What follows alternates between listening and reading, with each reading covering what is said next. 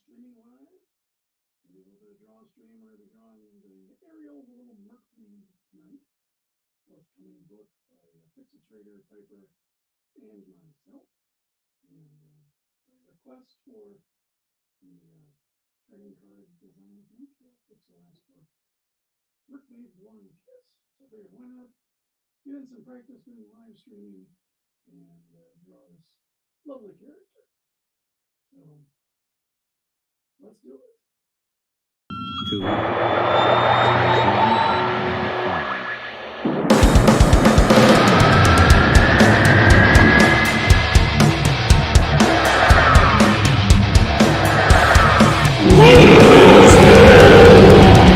Is he a monster? He's the dreaded Dinosaur Man.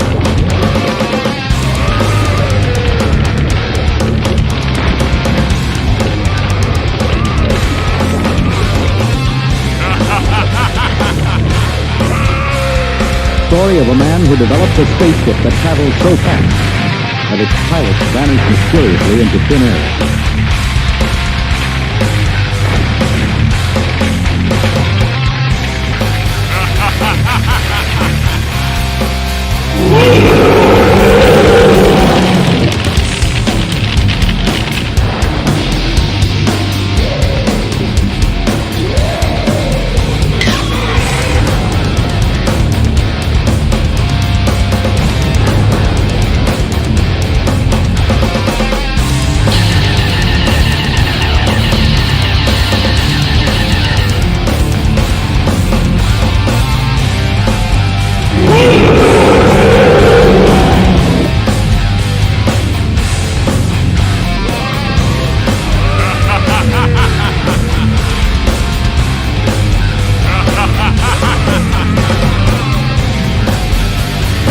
From the far horizons of the unknown come transcribed tales of new dimensions in time and space.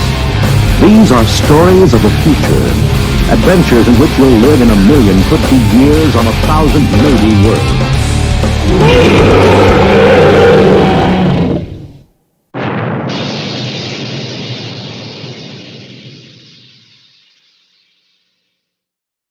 And we're back. It's time to start drawing.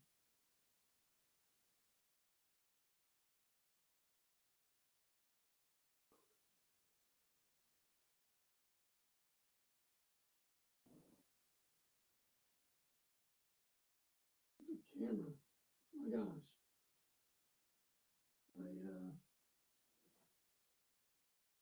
I do so much to get it working, and then it craps out on me right when I start streaming. It's just hilariously stupid.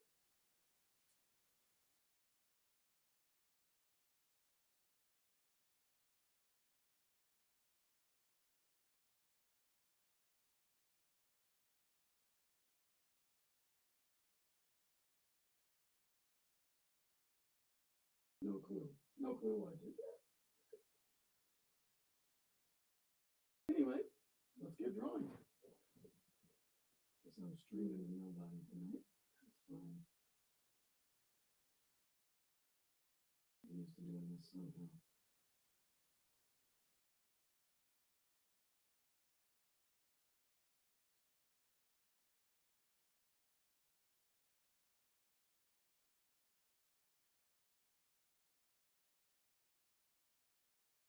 This is going to be MercMaid Blonde Kiss.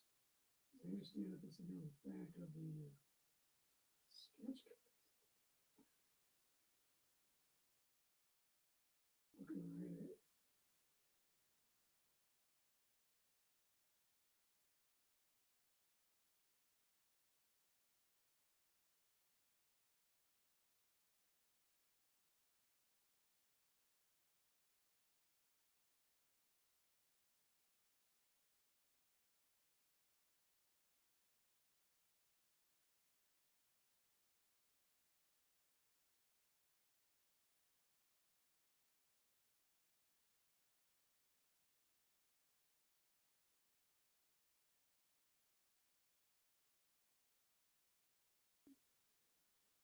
This is an undersea thing maybe we can do.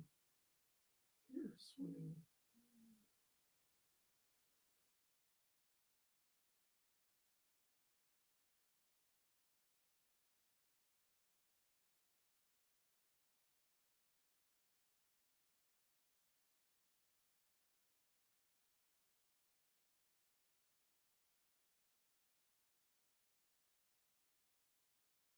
actual music. Here's this stuff.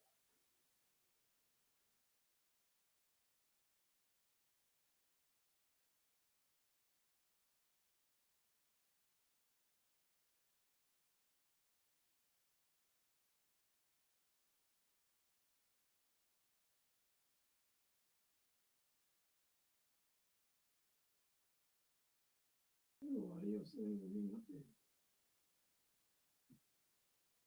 Yeah, this will work.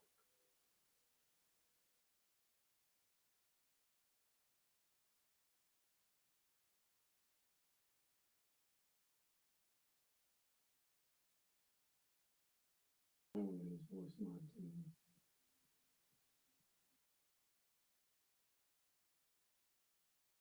Too loud.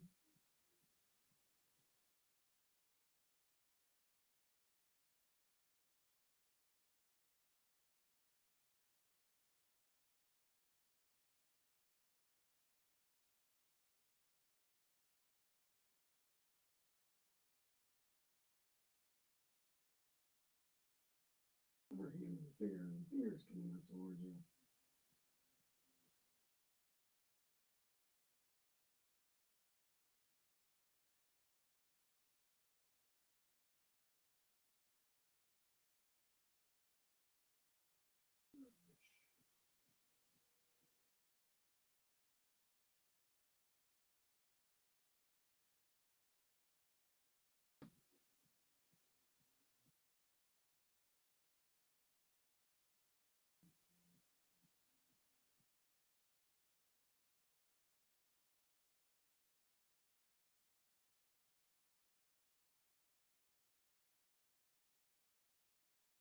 Well, thank you for everyone who showed up for the birthday stream last night. It was a bit of a disaster, but kind of rolled with the punches.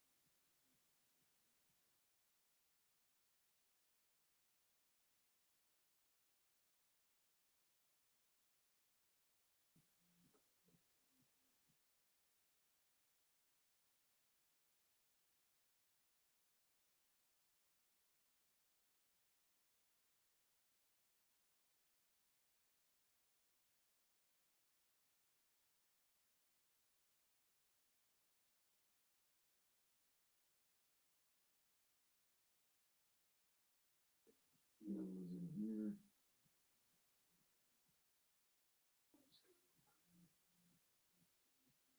I'm gonna just block everything out before I get into anything any features and stuff.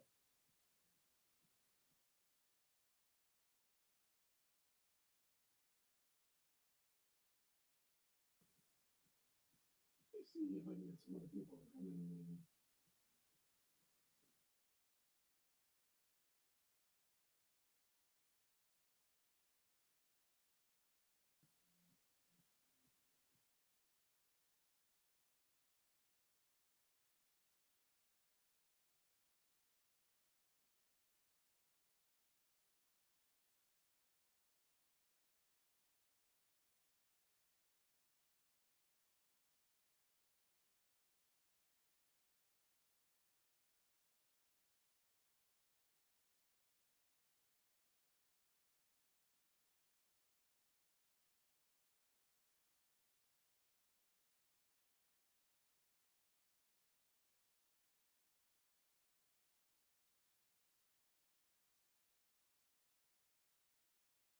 Into bubbles. There she had bubbles coming out of her. Blowing a kiss.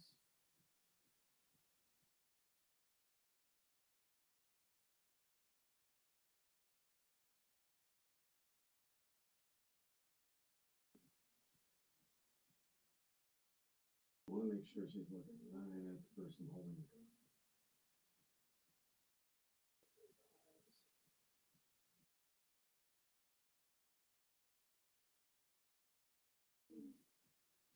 Zoom in. Tighten some things up.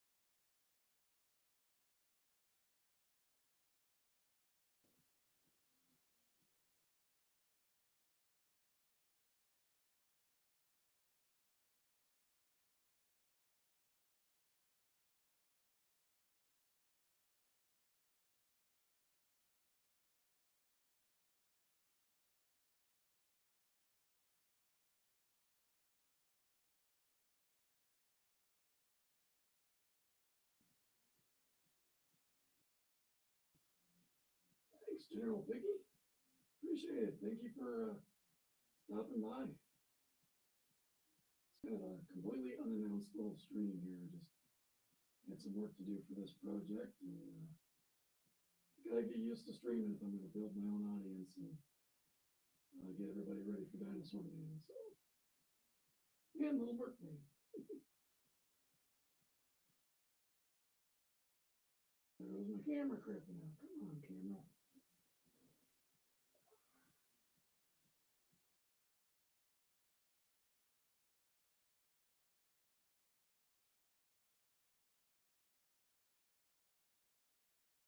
Not overheating at all. It says it's overheating. It's ridiculous.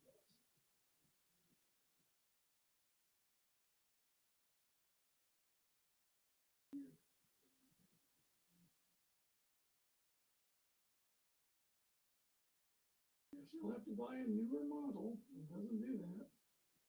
The camera I'm using is a Sony A5000. I found some tutorials on how to hack into it to make it useful as a webcam. As you can see, it does a great job of getting a good picture. And, oh, dude, thanks. Appreciate you sharing the link on Twitter. Thank you. And, so yeah, it gets a great picture. You know, I got my lighting up here. I'm able to light the background warm. It looks great. And I never had a single problem with this until just recently streaming. The birthday stream last night and today. It's throwing up this overheating error, and it's not overheating, it's not even warm. So it might be something funky to do with the hack. Maybe I just gotta spend real money and get a better one, because I bought it off eBay for like $200. You know, this is one of those $2,000 cameras from 10 years ago. It's one of the things that's always bugged me about live streams. You know, it's just, and I know this is just me, because there's people far more successful than me. They just turn on their crappy webcam and go. And for me, it's always been like, I need production values. You know, this needs to be produced. It's the video producer in me. I did special effects for this local TV show. I was the commercial producer, directed a few episodes. It was like a monster called Wolfman Max Nightmare Cinema. It was like an MST3K ripoff, basically. And just making fun of both movies. There's dozens of them out there. But yeah, so for this one, it was I started out doing all the commercials. It was all Adobe After Effects. We'll go in and make neat little commercials with some of the footage they shot. And then after that, I was producing some episodes. So it was like a crash course film school. I didn't make any money, of course. It was unpaid. But it was worth it for the experience. You know, we had everything: costuming, makeup, lighting. It was on set at an actual place here in Michigan where they film a lot of the auto commercials.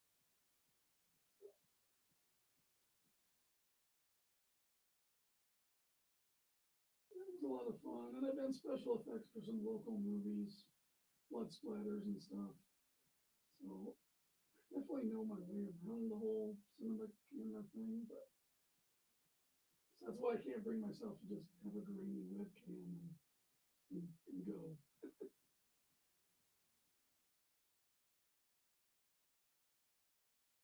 Yes. Oh no.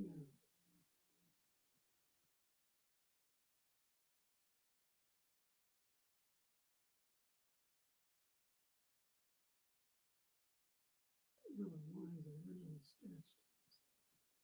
Portions are a little weird. This one down further.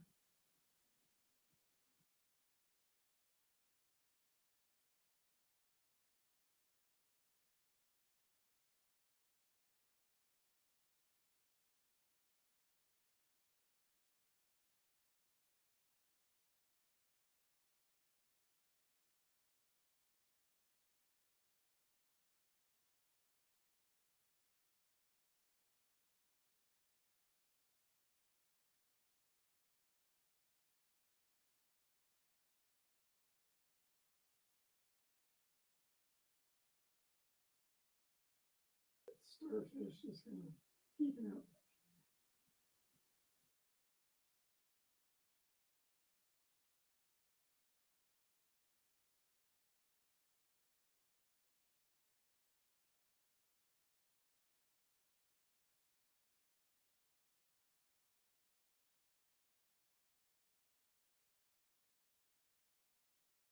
I'm just going to indicate where this hand's going to be.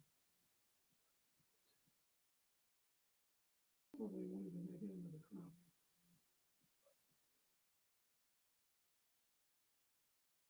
A little higher.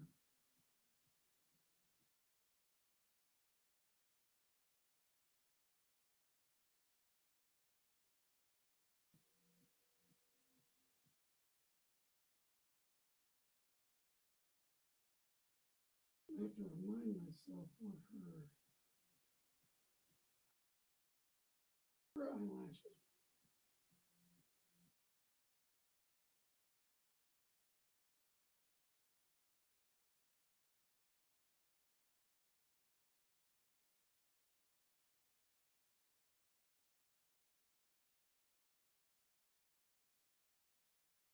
Definitely needed to maybe do this with some of my anime pieces that I got to work on too.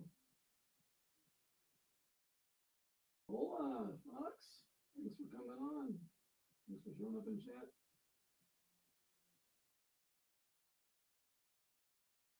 All right, let's see. I think I got the basic sketch where I want. So now I need to remind myself what her eyelashes look like. They're not just straight eyelashes. I based them off of the lionfish.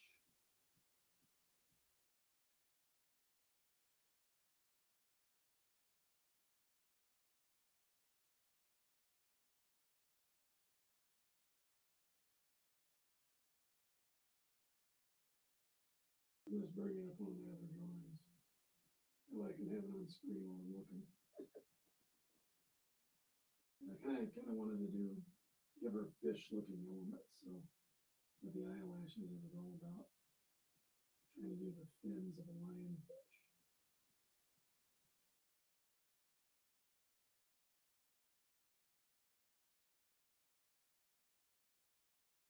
I also looked at a lot of Michael Turner references and Campbell. And I've adopted my style to what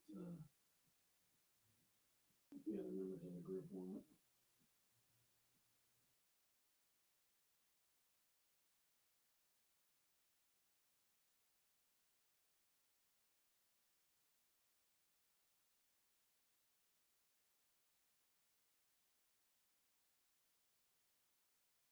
No, Piper wants her to be very sultry.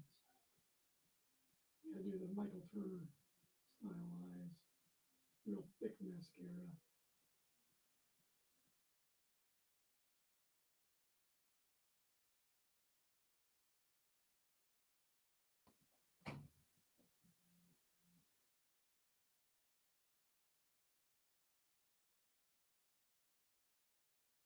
Long one, thick, long. Like that.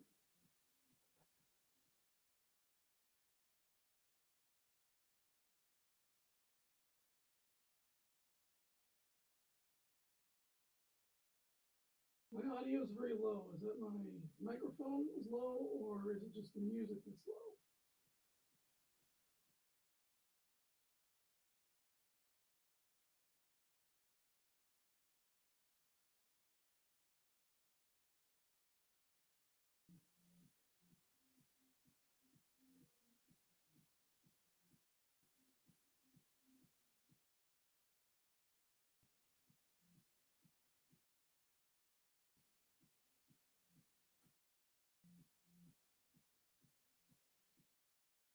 I think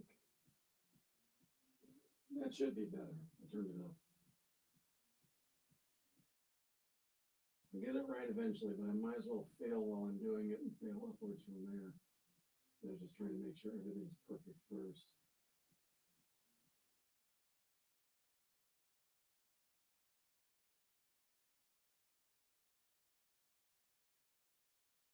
There's some faces that I did to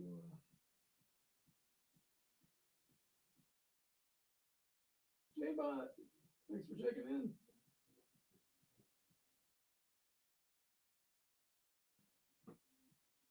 So just trying to practice with some facial expressions here to get the character right. I want to make her adorable, big eyes. Practicing some facial expressions.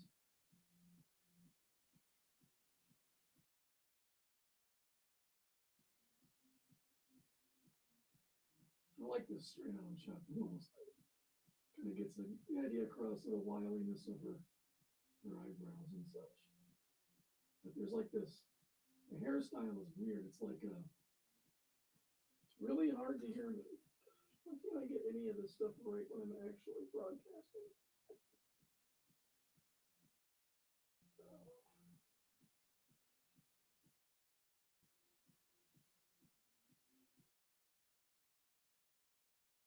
And there goes the camera.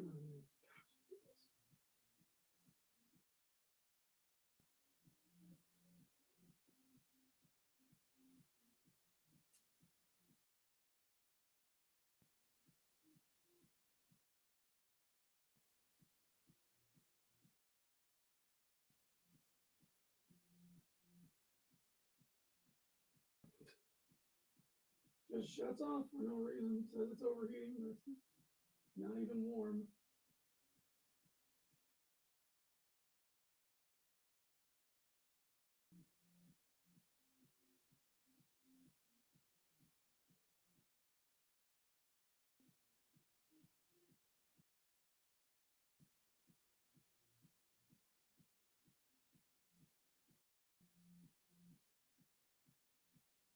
Well, I have a lavalier mic. That's the one that I'm using. So it should be crystal clear.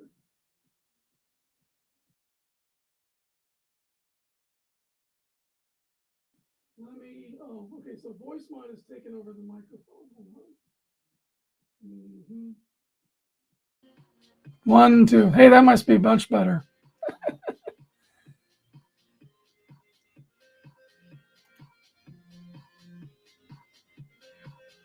Now it sounds echoey. Wonderful.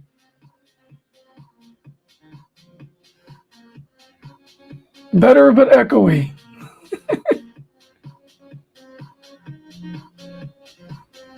So I'm good. Good.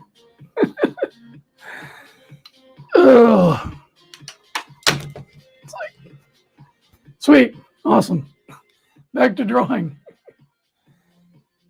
And I'm going to move this off so I can see how I did her hair. Only this time it's going to be underwater, so it's going to be a little bit differently, but I want there to be like a wave in her head. Looks like kind of how I did it with the other one.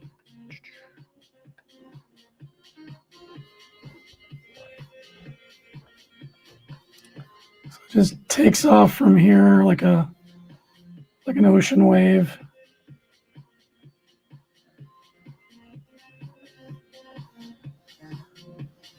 Nice flowing line. Probably won't use this deep cut here, maybe. Maybe things will just sweep underneath.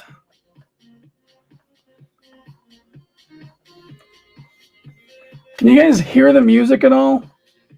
Or is that, because I'm using voice mod, because they've got a lot of good backbeats and stuff that can just go on forever. So I've got voice mod, OBS Studio, and Melon running, and just trying to make them all swim in the same stream. All right, cool. I know doing this without music would just be awful.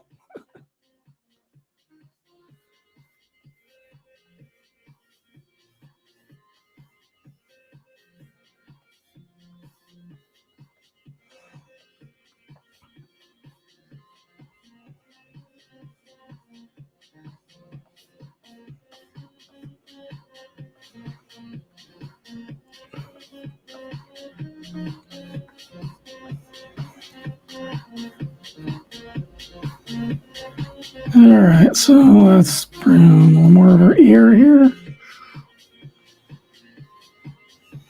Hair tends to clump together in shapes, and then you get a few strands that kind of go around. I should probably find like an underwater shot on Google just to make sure, but I think this is okay.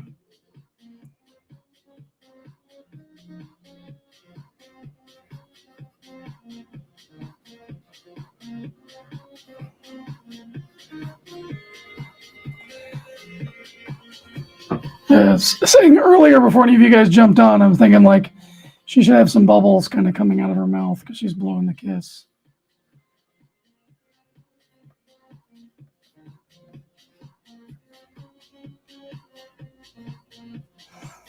And then this is going to be all in shadow down here.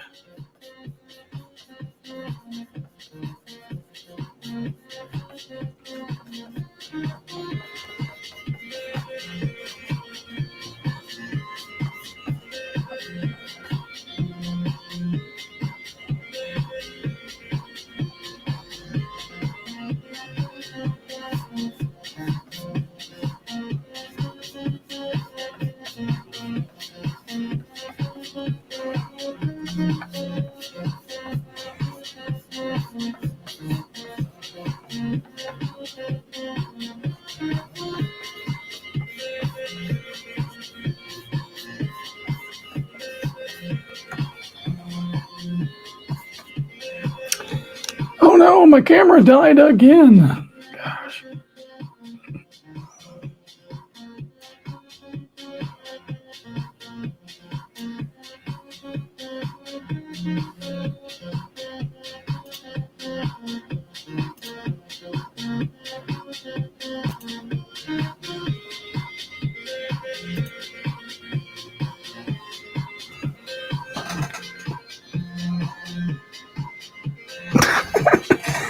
This is my face cam. Ugh, that just shows how ugly that part of the room is. Ugh. Let's just look at the cool wall. How about that?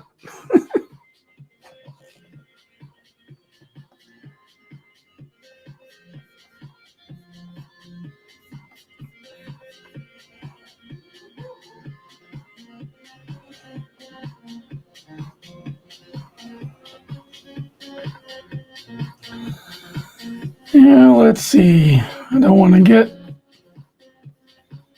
a channel just past 100 subs. I don't want to get it knocked down. So these are fish scales. No, these are fish scales here, not anatomy.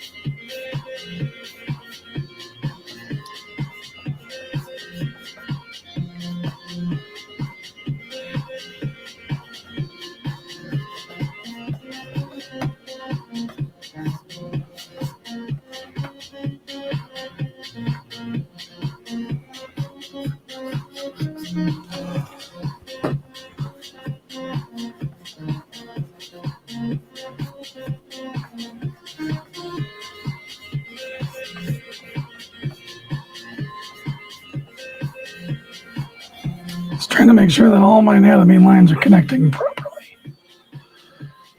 This shoulder might look better lower.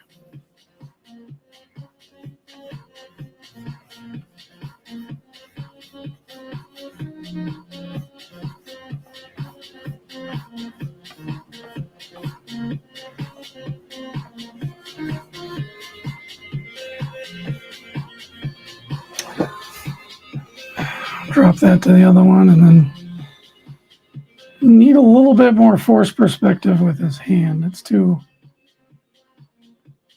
realistic.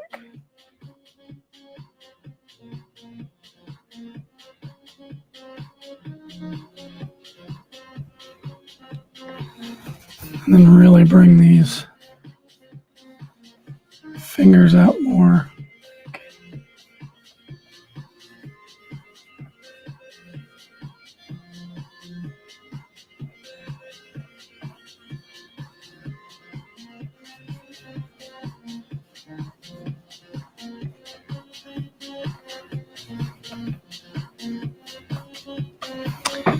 Hands always mess me up. Ever since I lost mine to scleroderma, and they all became all crumpled up, it's like I've forgotten in my brain what it feels like for my hand to move in certain ways. It's weird.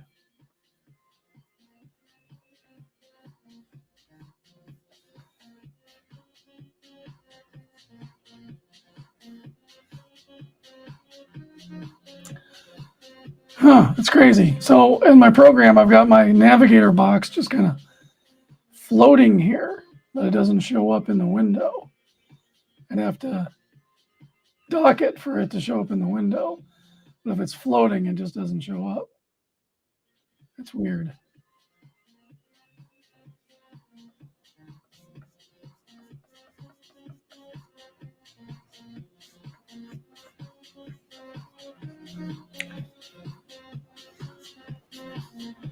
I want to try to get this into inks now, and then I don't know how long I'll stay on. I got to get up early and take my dad to the VA. He's having surgery on his kidney tomorrow. So if you're a praying person, keep him in your prayers. His name's Randy, and he's got cancer on the kidney.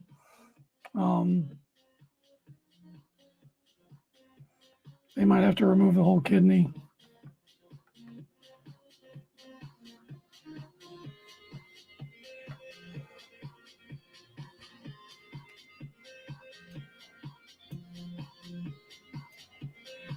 We shall see.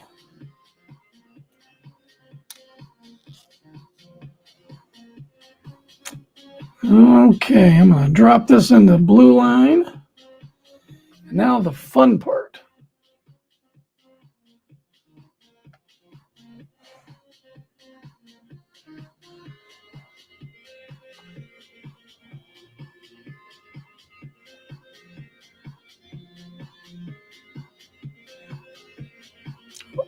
No error.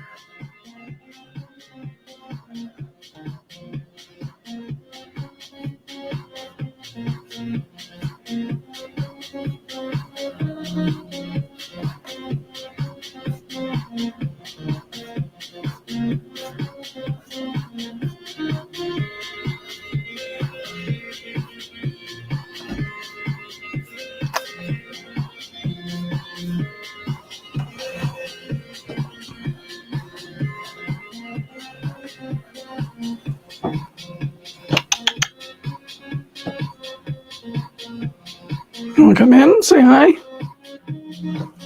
Come on.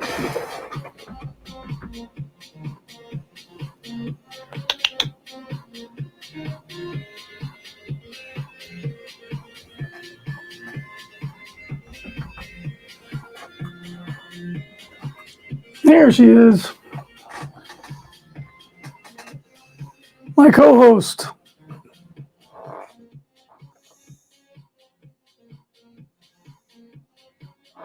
Oh, cool. You're in the back? Nice. Hey! Hey, what's going on, J-Bot? What's going on, man? I just saw the link. I was like, oh, why am I in the chat? I could be on the stream. Yeah. And then I just was yelling at my kiddo, go back to bed. This is coming out pretty good, man. Thank you. Just, I got a huge workload. I'm trying to work through it. I still got a card for trading card art for Hojo. I got to get done for Mythicals. And I know Pixel wanted this for the MercMaid sketch cards. Awesome. Oh, nice. You're drawing too. Sweet. I am. I actually streamed this morning. I was like, let me get a stream in. My schedule has been so messed up lately that Oh, I bet. I'm just at that point to where it's like, let me get it in where I can get it in, you know? All right, I'll be right back. I gotta see what this kid's whining about. Oh,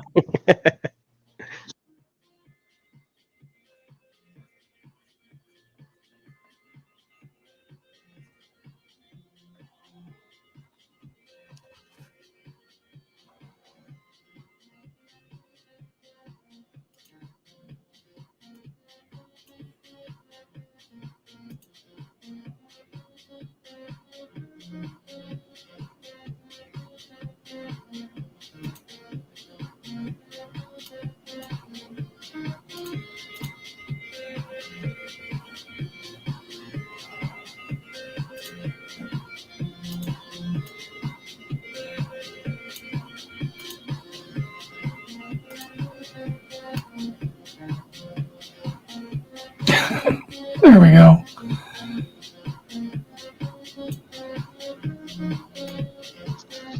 All right. She's like, Daddy, I'm cold. I'm like, I gave you a blanket to cover yourself with, and you're laying on it.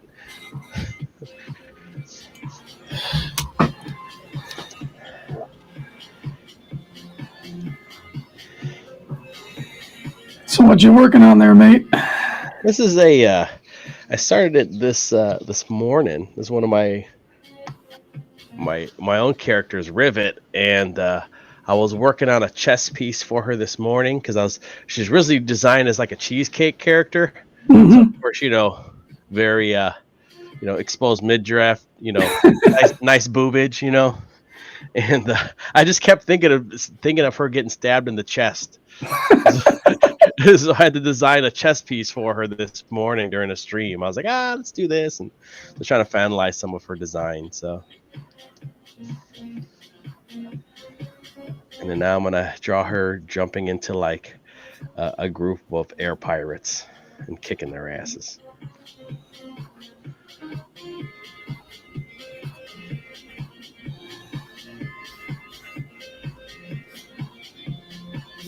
I need to work on my women because I just have just such a hard time drawing chicks. It's like, I need to draw more. I have the opposite problems. Like when I was younger, I was always just drawing the muscular superhero dudes. Got really good at doing that, and I had decided, wanted to get my women looking a lot better. And now it's just like, if I could just draw. Like one of the reasons why I jumped at this book was finally I could draw. I had so much fun with American Bliss. Almost every panel drawing wonderful shapes. Mm-hmm. And I was like, keep going at it. There you go. Women are tricky though, because we know there are fine lines and wrinkles, but when you start to draw them, it just ages them super fast. Yeah. And like one line will make it look like it looks like a dude. It's like being a cute chick. You're like, oh, that nose just isn't right yet. Okay, so you're trying to tweak this nose. And I'm like, oh, okay, like, all right, like, yeah, it is a fine line. It's a balancing act. When I was getting ready to start the American Bliss project, we wanted to do that Bronze Age, 90s era, kind of a style clash there. So I was looking at a lot of more different styles from different people, and then coming into Ariel, we wanted to really push it further. So as I was saying, I was looking at a lot of Michael Turner's stuff, and Campbell, and they actually follow a lot of the Disney proportions. Yeah, where you've got half the head, which is really large, and then the bigger eyes. And speak of the devil. There he is, Pixel Trader. There we go. What's up, bud? Man? Why don't you click that link and come join us? Yeah, don't forget about it like I did. I was like, oh, hey, I'm late to the party.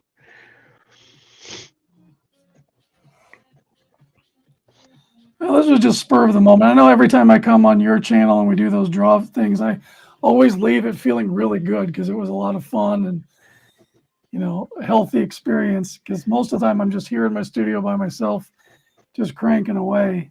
Mm-hmm. But jamming with other people is just awesome.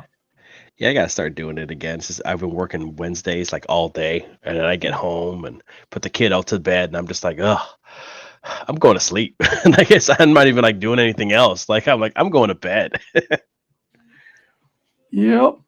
Yeah. Yesterday was the big birthday for me, so I'm officially 45, which I'm just calling almost 50 for the next 5 years. There you go. And it's There like, you go. man, going to bed at 9 sounds really good. It does, right? You know, you're old when you're like, I'm going to bed, and then I get excited. I get excited. I'm going to bed. I'm like, oh yeah, I'm going to bed. Then you like jump in bed, like woo, and then like I got too excited. I can't go to sleep now. Son of a gun.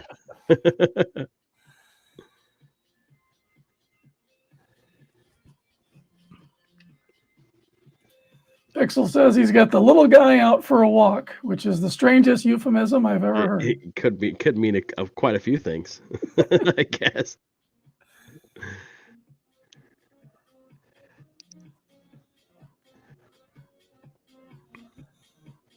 So were you at another convention this weekend? Saturday, I was down in Chillicothe, Ohio. Oh wow. I'm terrible. I'm worse at spelling it than I am saying it. It's about a half hour south of Columbus. Okay. Great little wrestling show down there.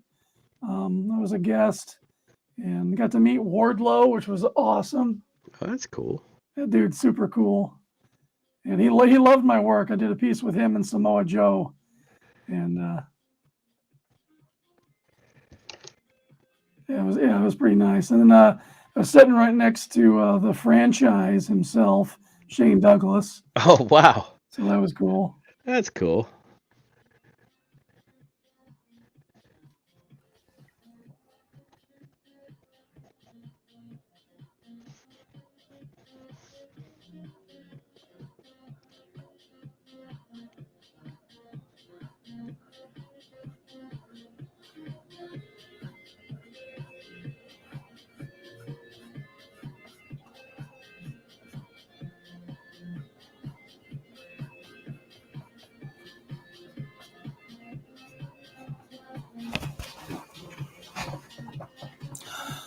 Well, so far I'm enjoying using Melon as opposed to StreamYard. There's a lot more stuff I need to get into it about, though. Oh, okay. Like I noticed they've got a whole list of apps. I haven't even looked at those yet.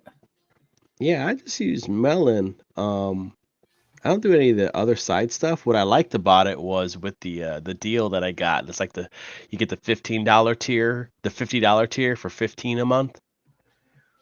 It's like right when they started, but you can add a second camera, and it doesn't cost you any extra, which is cool. Yeah. If you did like StreamYard, if you wanted the other one, if you wanted like the second camera tier, you had to pay like $75 or something like ridiculous.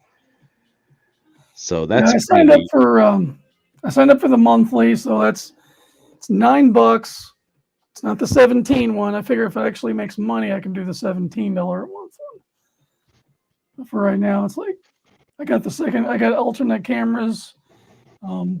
And then plus, since I'm using OBS as well, I'm using OBS virtual camera because I want to do this picture in picture.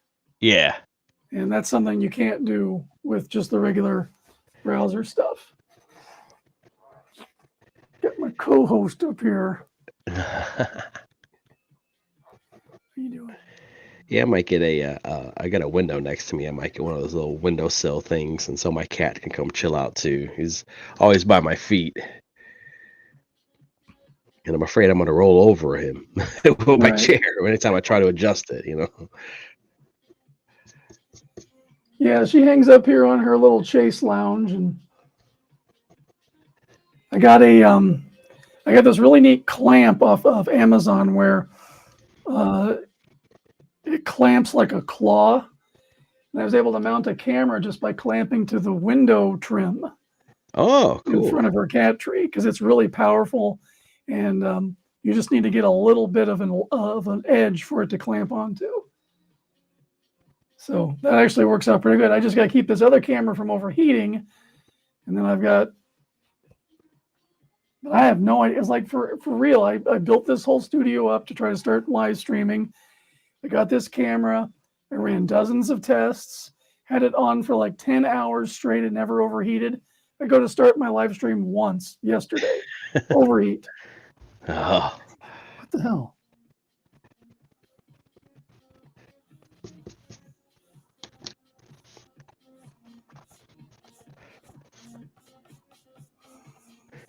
yeah, that's usually how it goes. Especially with like audio stuff too. I'll be like, all right, I'm tested, I'm good to go. I was all right, just streamed earlier today, and then I'll hop on somebody's stream, and then it's like, oh, dude, we can't hear you. I'm like, I just was streaming today, it's fine. Yep.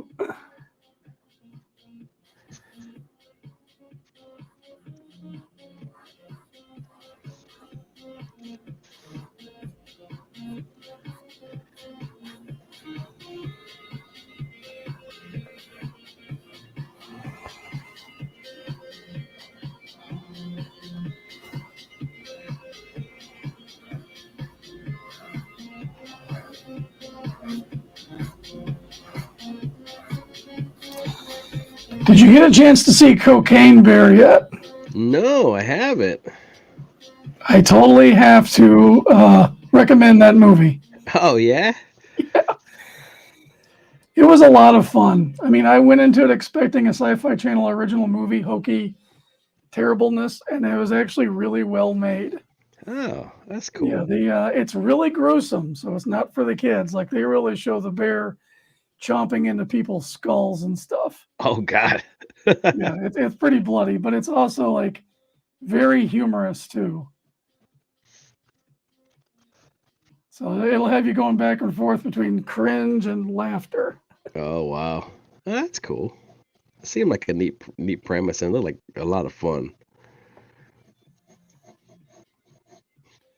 Yeah, that's why it was my big movie that I wanted to see for like my birthday or whatnot. I was like, I just want to have fun, Mm-hmm. I don't want to get scolded or pamphletized.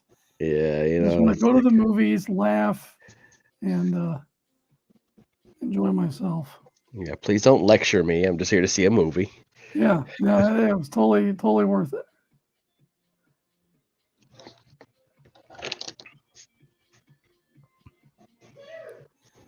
I think the next one I want to see is that 65. That one with Adam Driver. Oh yeah. Trying to play the Adam and Eve story as if it was a shipwreck. Yeah, it seemed pretty cool. I wish they would have revealed what it was though. Like, Yeah, was hunting him. nice, surprise. Yeah, I think it would have been cool if you went to see the theater and then it's like, oh wait, it's dinosaurs? What the heck? I think it would have been cool.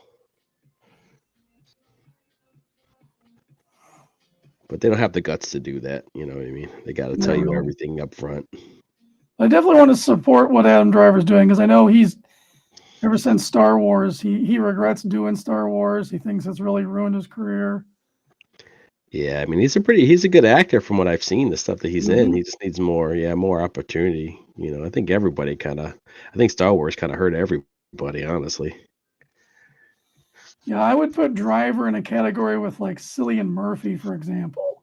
Mm-hmm. Just that more classical Shakespearean type actor. Mm-hmm.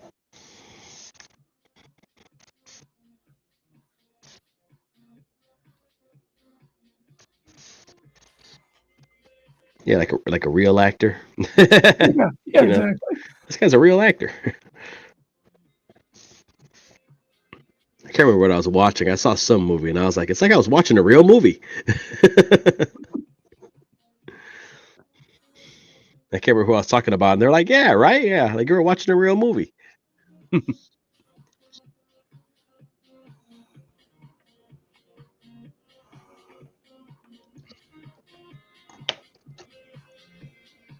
I don't know if that goes to show how crappy stuff has gotten when you're like, yeah, I felt like I was watching a real movie. It's like, oh, that's a good review. There's another one that's not Bollywood, but Trollywood. I'm not exactly sure where its country of origin, but it's RRRR.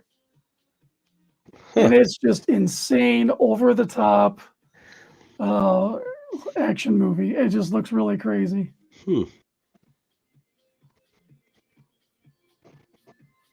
I watch a lot of like Korean and Japanese and other foreign films. It's just like with anime and manga. They love telling a story. They love enjoying themselves telling a story. Yeah. I think their whole point is to like make people go see it. You know, like we got to sell tickets. Like, Yeah, exactly.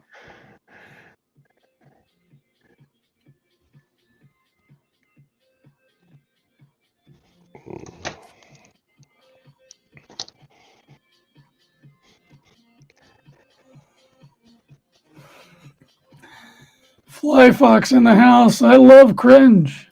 there It's my natural state. you go. There you go. Embrace it.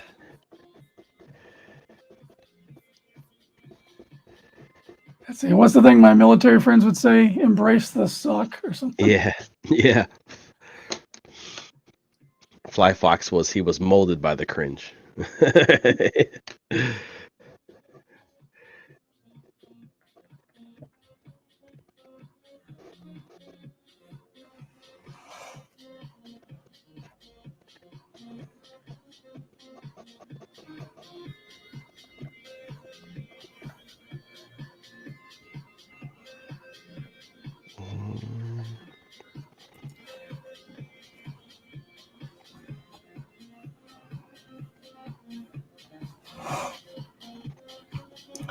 So MercMaid, for her decency standards, has a little starfish instead of a shell. If you know anything about starfish anatomy, it's a little on the cringe side. Oh, is it? Well, at least it's staying on there, you know. Oh yeah, it's you might say it's hanging on there.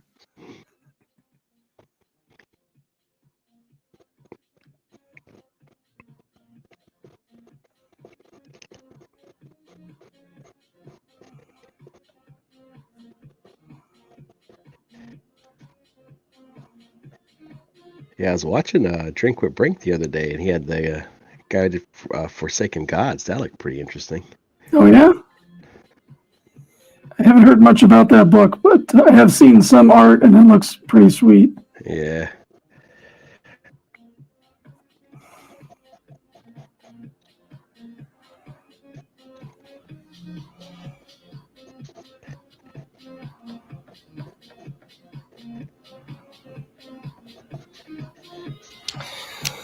You know, we got our Second Chance campaign going on at Kickstarter. I wonder how it's doing. That's awesome. That's why I feel like that's a good idea to Indiegogo and Kickstarter. You know, do them both. Who cares? Right? I mean, you're trying to sell books. You know what I mean? It's like at the end of the day, that's the idea. We are at 2,883, 62 backers, 21 days to go. So definitely on track there. Yeah, that whole kerfluffle that came up and all these campaigns were getting shadow banned, and I think for the longest times we didn't think it would happen to American Bliss, but sure enough. And then the pledges just kind of dried up, and instead of staying and hanging around and going in demand, it was just okay. We're just going to end it and think of something else to do, and got the book done. And you know what? Why not just give a second chance out there? And it's off to a good start. Yeah, I think the shadow banning have upset a lot of people, so I think they don't mind going to Kickstarter. Yep, and Luke Stone's Fund My Comic is fully operational. I believe. Yeah. So that's another good avenue, and I know he's enticing people by making sure that the fees are the lowest of the lows. So That's good. like you keep more of your money going over there, and looks like there's a lot of people that are starting to head over there. So my thinking is just, you know, like ideally for Dinosaur Man, I'd want to do a separate cover for Indiegogo, a separate cover for Fund My Comic, and a separate cover for Kickstarter. Yeah. Cover all the bases, give every platform's audience their own little special part of it.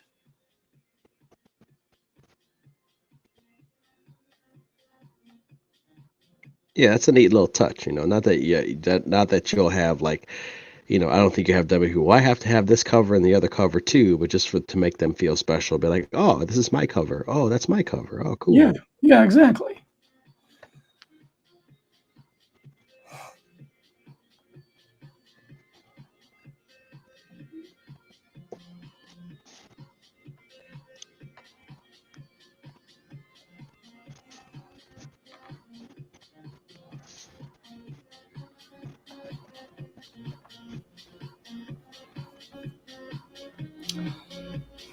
Nice.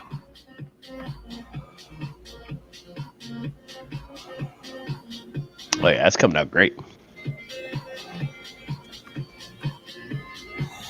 Thank you, sir.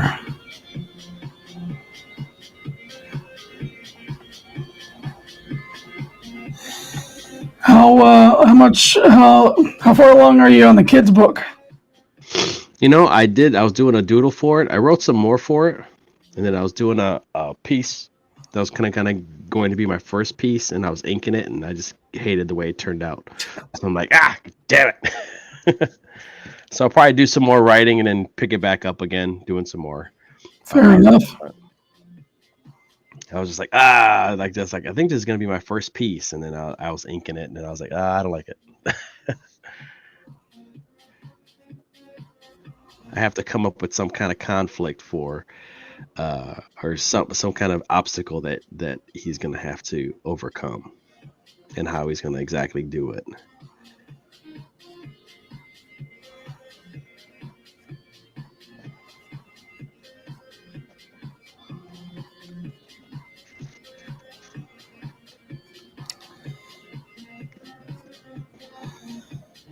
Well, it takes place in a forest, correct?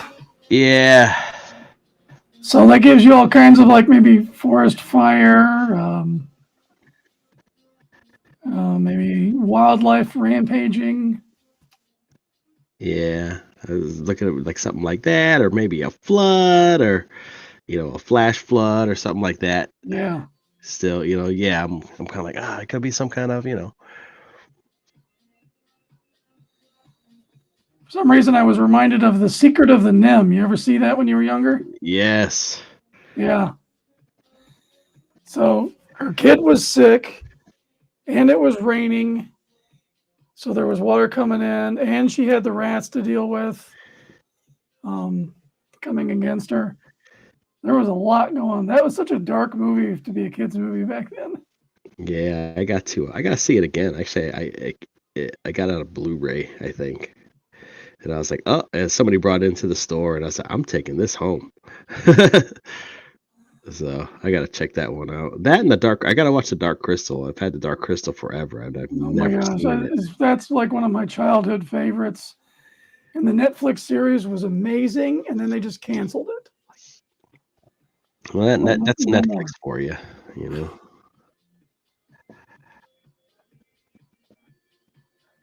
Sometimes it seems like sometimes they're just cancel happy if they don't get what the numbers they want. They're just like, okay. It's like, well, you guys don't have anything. Like, you got no regular stuff. You keep canceling everything. Well, we kept this and this. Yeah, but it's shit, isn't it? Yeah.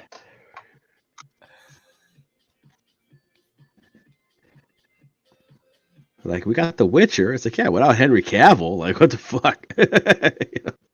Oh my gosh. And then all the things that are coming out about that show, like the director complaining that Cavill was annoying because he was actually enthusiastic about it. Yeah. Come on.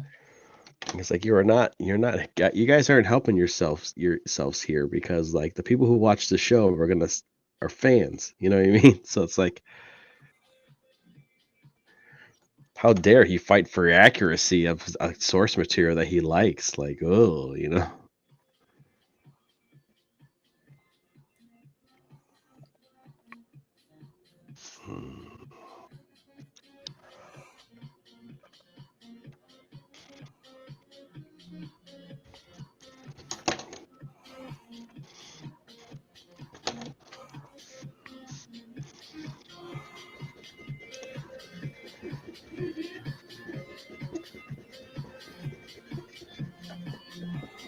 Hope they let him do some cool stuff with the Warhammer. You know, with the Warhammer 40K, Cavill's gonna do his stuff. Old Dirty Fatty says, has anybody named a mermaid Bubbles? Huh. I don't know. Not that I know of, but it could be.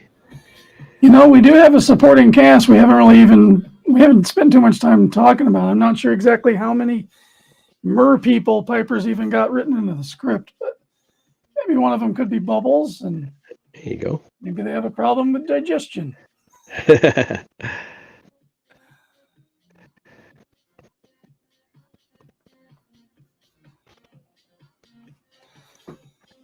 All right, time for the hair.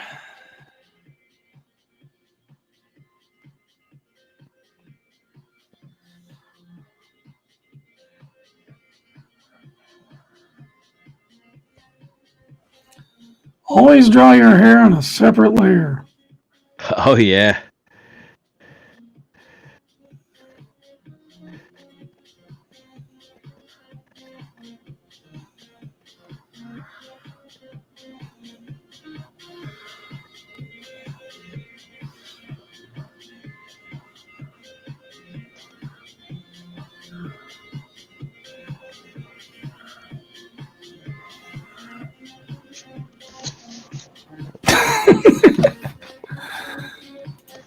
Not what he meant, but it's hilarious. Yeah, it is.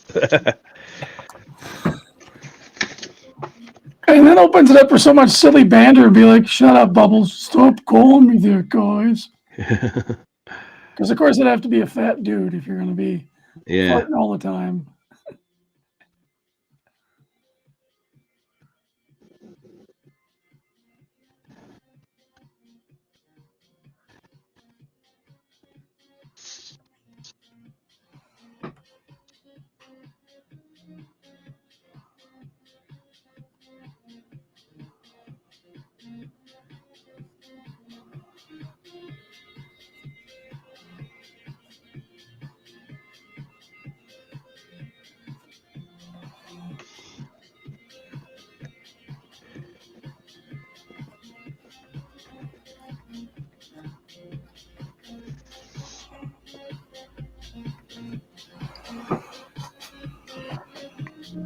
I'm still trying to nail down the weapon that I want her to have. Right now we're settling on the hammer, but I don't know if that's what's gonna work. No, Warhammers are underutilized in pop culture. Like it's like this big rocket hammer. Nice. Let's see if I drew it. Which page I draw that on? Yeah. So yeah, it's gonna be this one. Oh, sweet. And I was like, cool. I keep leaning towards a mace though, but I was like, I don't want to give her a sword because then she's gonna she's gonna have to chop people in half, you know. And it's kind of like, oh, like I don't want her to have to. But with like a blunt weapon or something, there's a lot of gags and stuff that you can do. Yeah, you can totally like all those Looney Tunes style gags, like whack. You know? Yeah. Yeah. She could swing it and like 3 guys go flying, you know, and you know what I mean? It's not like, oh, those 3 guys are dead because it was a giant sword. They're cut in half. Right. You know? No, I dig it. I'm terrible at sword part names, but off the hilt there, you've got that little guard that almost looked like a trigger. Oh, it The way is. you had to draw. Yeah. Yeah, that's what activates the rocket at the back of the hammer. Nice. Little Nice. jet That's cool. back there. So, like when I draw stuff, I was like, okay, well, how's this gonna function? Like it has to have some kind of functionality for me, otherwise it drives me crazy.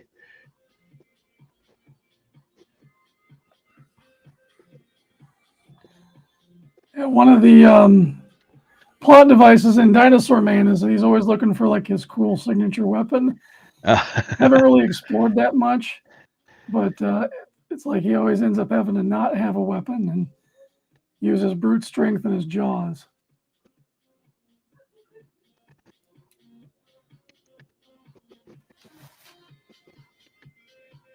Direct TV, thanks for checking in. Love the styles. Thanks. Old Dirty Fanny says, just so you know, this is Peter S. Hey, Peter. But I guess I can call you Bubbles. There you go. Nice. It's always great when your YouTube channel can create its own lore. Yeah.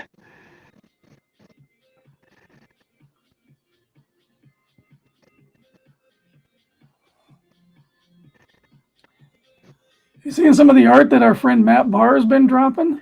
Dude, that guy's like a machine. Yeah, I'm going to have to get him to draw Dinosaur Man for me. I really want to see what that looks like. Yeah, his style is so cool. And he's just like, oh, I've just been doodling. Here's some concepts. Well, not just that. Like, okay, so that page of zombies, that was awesome. Yeah. Then he was doing something, I guess it was an album art or something. It was like this giant canvas he was working on in his garage. Yeah. It was just beautiful.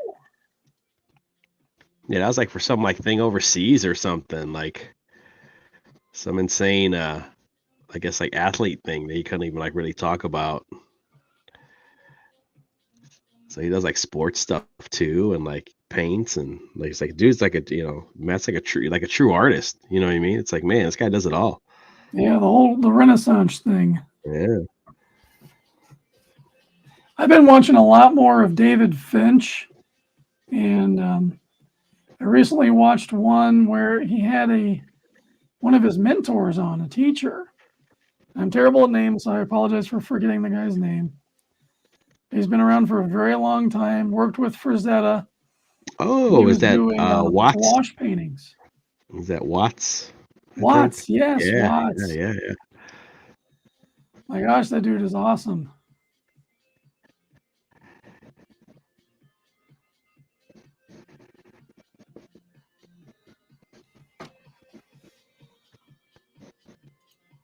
Old Dirty Fatty says, hey, Eric, did you ever use that Godzilla page you did for your Fat Kid comic? I've still got that page, and I loved the way that it turned out. But I stopped doing the Chad the Fat Kid comic, and it's still up on Drunk Duck. I guess I just told all the story there that I wanted to tell, because I was developing Dinosaur Man originally is going to be like, that's what Chad drew in his spare time. That was his like escapism, and I just enjoyed that lore so much I just forgot about Chad and just decided to develop that. Like one idea funny. leads to another. And you have one idea at least. You're like, this is what I'm going to do, and it's like, oh, I kind of like this one better. Sometimes the throwaway idea was like, oh, that's awesome. I'm going to do that instead. Yeah.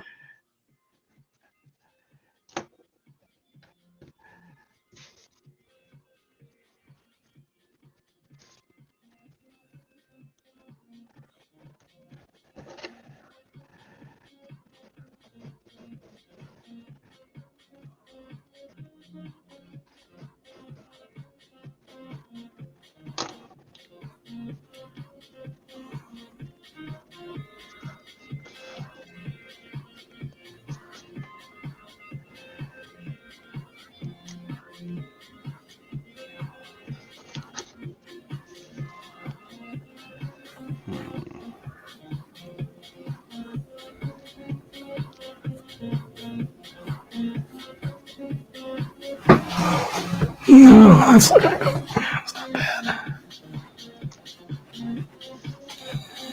I always admired how people like Campbell do their hair. Yeah.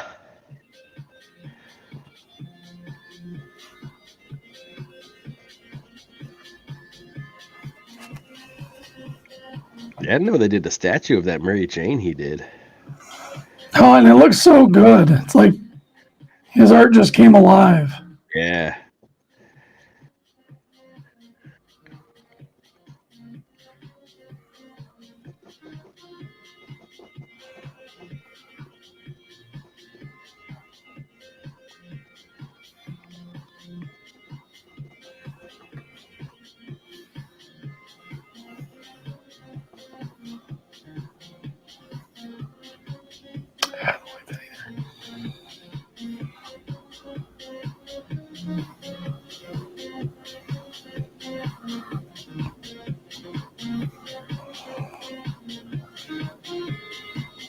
Are you going to color this piece too, or is somebody else going to color it?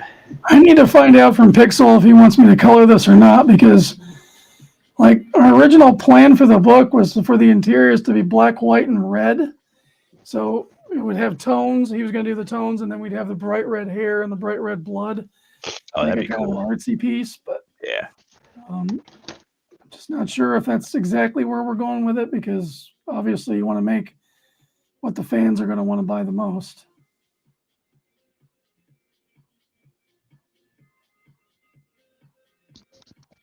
Yeah, gray tones with with red would be pretty neat.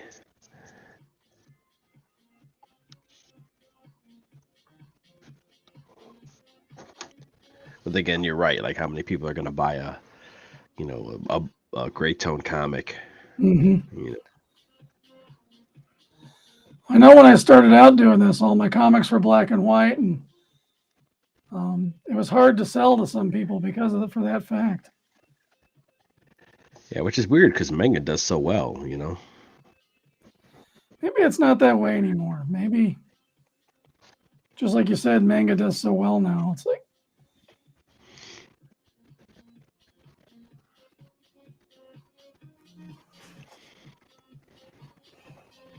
well, maybe I'll try hitting this with some color, and we'll see. I can always strip it out.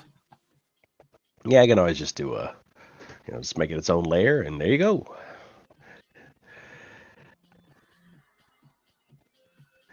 I was watching Matt Yackey talk about coloring once, and that guy's like a wizard. Just hearing him just talk about like, oh, I just use the channels and da da da da, and I was just like, whoa. Oh yeah, no, he gets all into the science of it. It's so sweet. Yeah, and I'm like, I wish I knew what half this stuff meant. It's still awesome to listen to. Took 3 semesters with color theory, and I still feel like I don't really know what I'm doing. I just do what I think looks right and what looks cool. So I guess I got a good eye for it. There you go. I had an editor at Valiant say that, because he looked at my portfolio, he didn't really like my drawings, but he said, "You've really got a good idea for color. Have you tried just being a colorist?" I'm like, well, no, but now that you mention it, maybe I will. Yeah, I'm like, that might be a good idea. That is its own art form in itself, you know. Same thing with like inking. Like when I would see, look at comics and stuff as a kid, I never really thought much about it, but now you're like, wow, it's like, how much of an art form it is. Mm-hmm.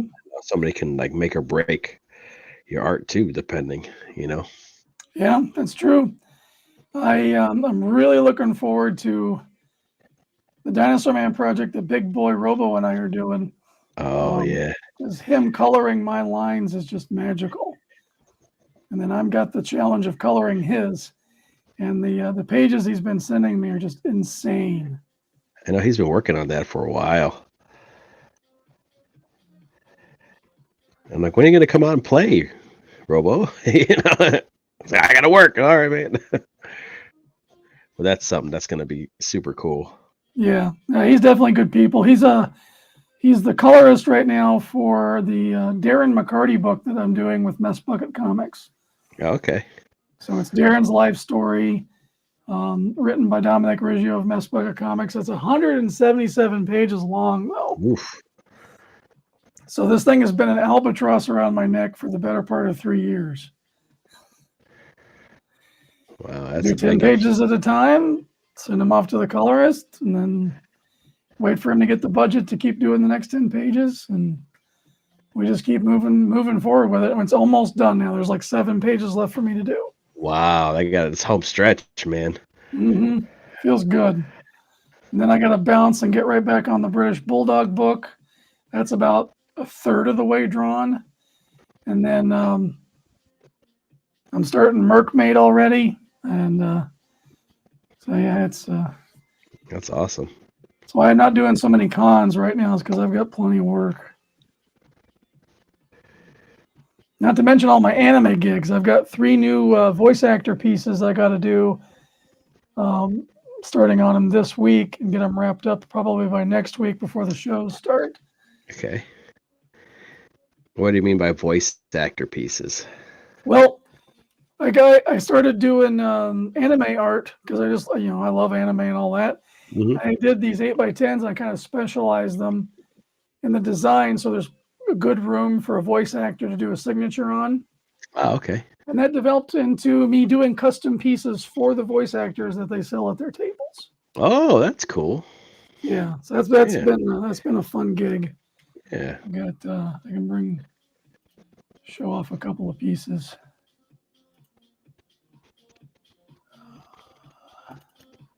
That's awesome. You found like a market. I'm like, all right, man. That's cool.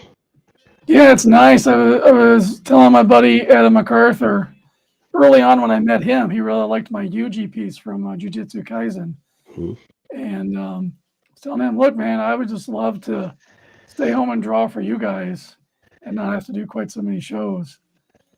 And so that's kind of been the goal. Yeah.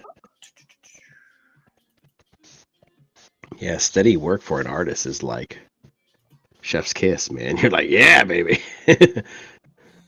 So if anybody's familiar with the anime Overlord, here's a piece I did for Aaron Campbell, who voices poor Philip here, who gets killed by this character in the anime. Oh, that's cool. Short-lived character, but yeah, this piece turned out really good. I love it when they're happy. When they're happy, I know I hit the magic button on it. Let's see.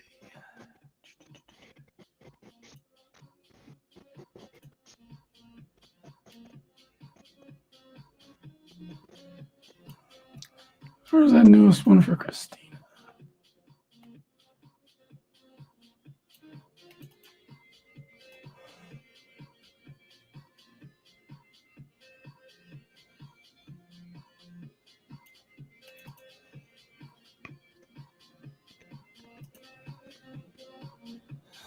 So this is from Chainsaw Man. Okay. And my friend Christina, she does the voice for Michiko, I think her name is. They just introduced her in the tail end of the first season of Chainsaw Man. So these are like two heavyweights from Kyoto that's going to help the leader out, Miss Makina? Makime? I'm so bad with the name sometimes. Yeah, I'm horrible with anime names. It's that one dude with the thing. Yeah, man. Like that's Yeah.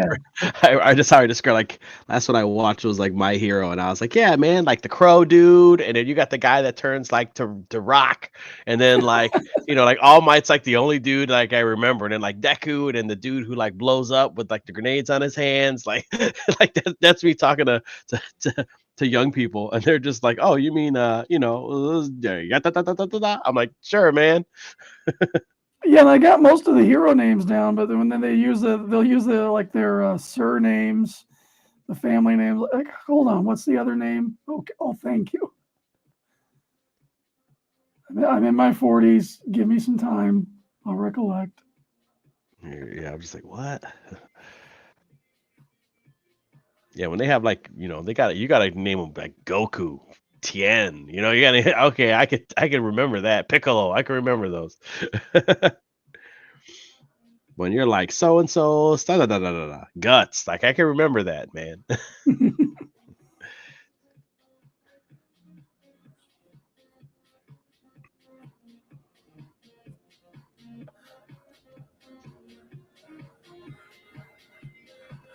They're like, oh, you mean so and so? I'm like, yeah, I'm talking about the guy who has the hand on his face. You know, yeah. Sure, man.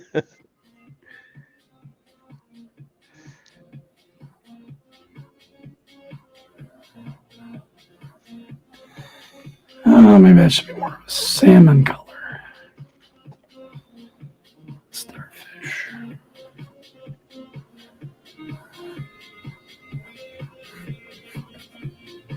I like don't want to draw the pirates that she's fighting. Like I'm just like, I don't know what they look like, and I laid them out, and I'm like, I don't want to draw these dudes. Like, I just draw her. I'm just gonna finish her. It's like, here we go. Right? Yeah. Cool pose done. Okay, now, the background characters. Yeah, I'm like, Which are all lame. I'm like, They're all cannon fodder.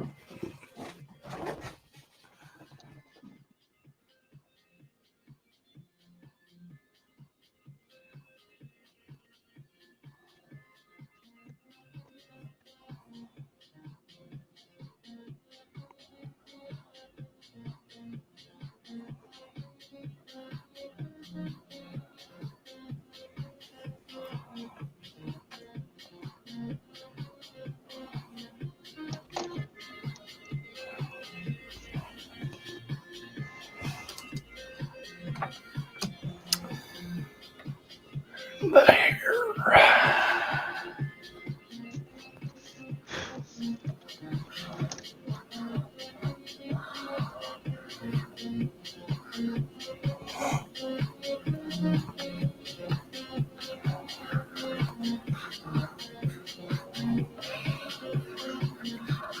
yeah, I might just draw her, and then I can always do the other guys later if I want.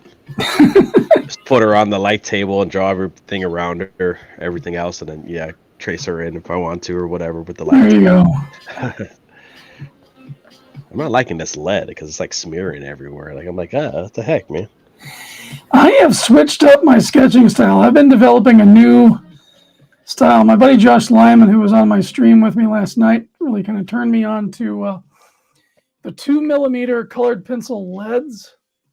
So using a lead holder instead of the wooden colored pencils. Mm-hmm. And I've just really kind of enjoyed that whole process. So what I've been doing is building up the drawing using the colored pencils and then going over it with colored ink from these Stabler pens. There's like a whole rainbow of colors. And just kind of using those pens to strengthen the shapes and the separation, but most of it's just blending the colored pencils together. And I'm really enjoying the look of it. It's not something I see a lot of people doing out there. Yeah, because I like I really do like the blue line. And what I was using is the Stadler blue lines that I guess they might not even like the blue line lead, the lead holder, just like this.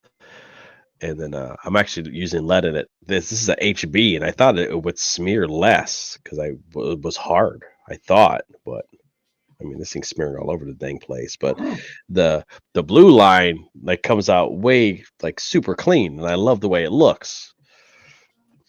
So much that it's like if I do decide to sell stuff, like here I did. This is of course this is ink, but I did it first in blue line. And the blue line comes out so nice. So I'm trying to figure out like you said, like do a but it's waxy. Like this is kind of waxy. Like it does feel like this lead feels like almost like a color pencil lead. It doesn't feel like regular graphite lead.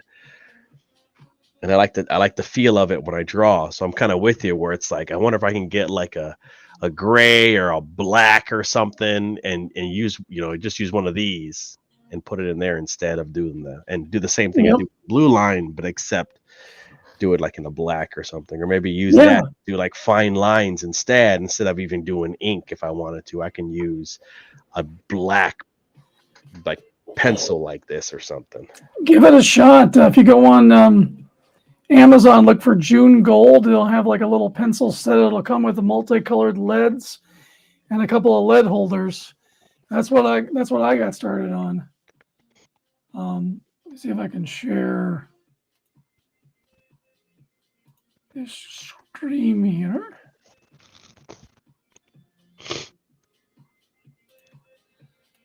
All right, yeah. So here's my Instagram.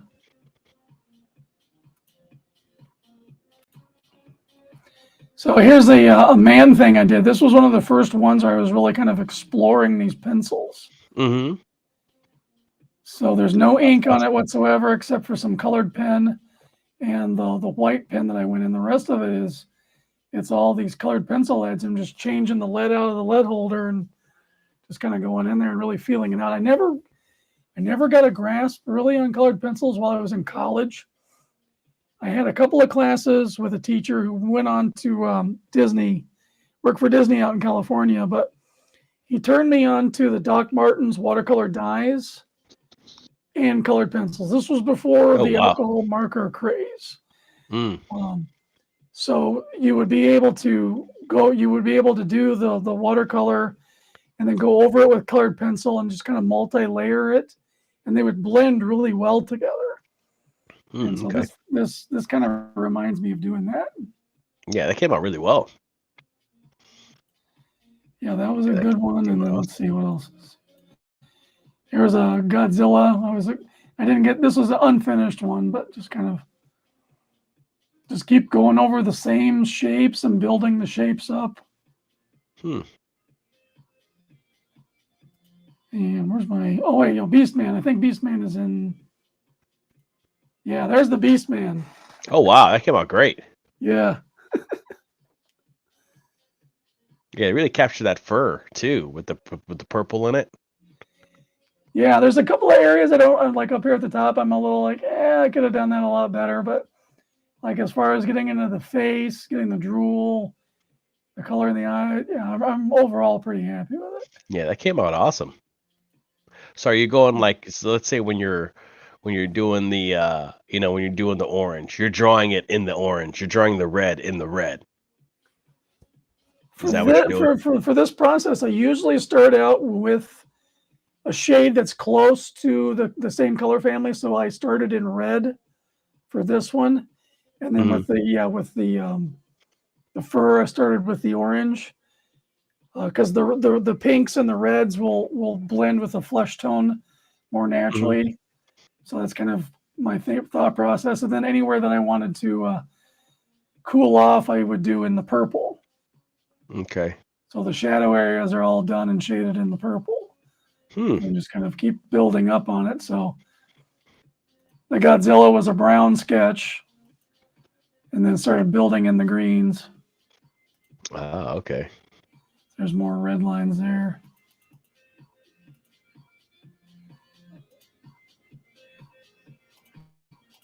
Yeah, I like thought that. I had some pictures of this. Yeah, this is my Instagram. This was a fun marker one that I did. Supergirl wrestling Lobo. Oh, that's cool. Putting him in a back body drop.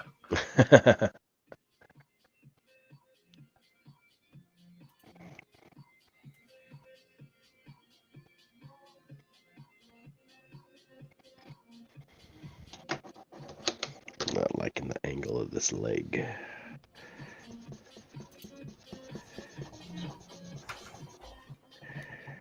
I'm bummed. I got these kneaded erasers for Michaels, and man, they just, or Hobby Lobby, they just suck. They're too soft.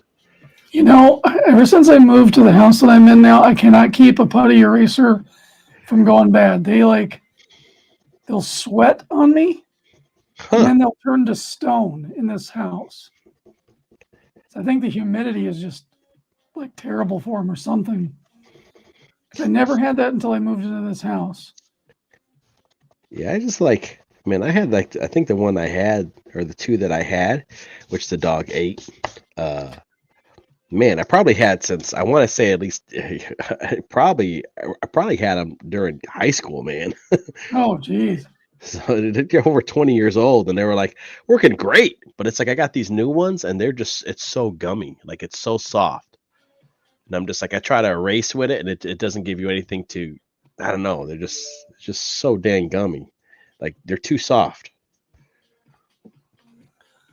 I don't know, maybe the formulas change. I mean, I miss using the putty erasers, but I think it was a Jim Lee stream I was watching, and he was talking about these erasers that are called Vanish erasers.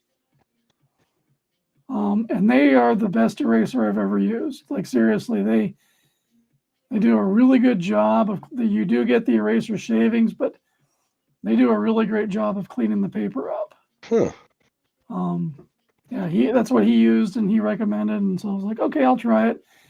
And these things are $7 a piece, but they last me a good 6 months each. Oh, okay.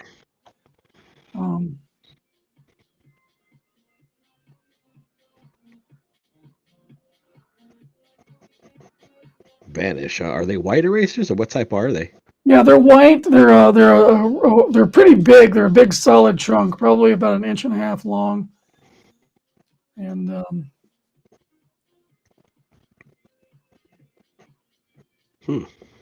Sounds cool. I got to go back to those, the white ones. The last ones I was using though were probably trash because they just were like smudging. They just started to smudge the leads that I had. And it was a pain in the butt. Just ruining stuff.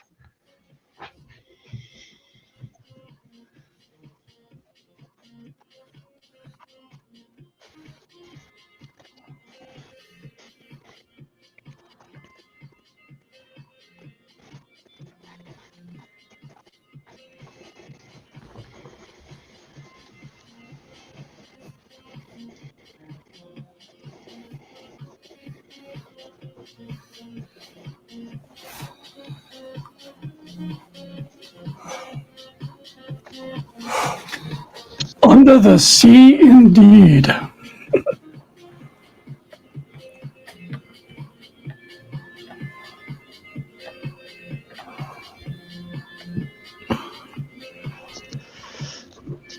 it's coming out great, man. I don't know how much you use Clip Studio, but this lasso fill tool is the most amazing thing in the universe.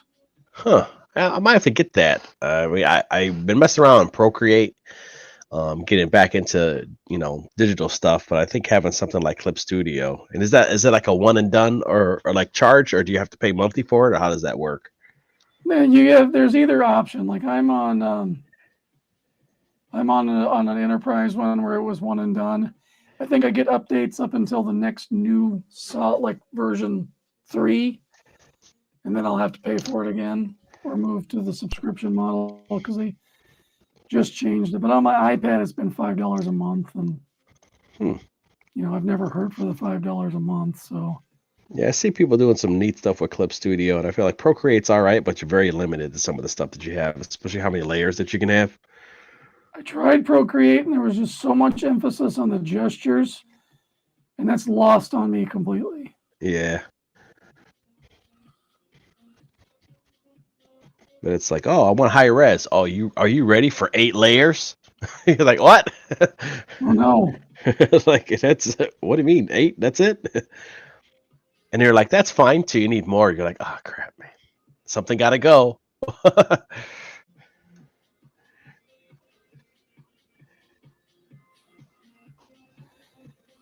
Yeah, with the in Clip Studio, it's kind of off to the side here, but you can link layers to sub-layers. So I've got a multiply layer linked to the skin base tones, to the flats.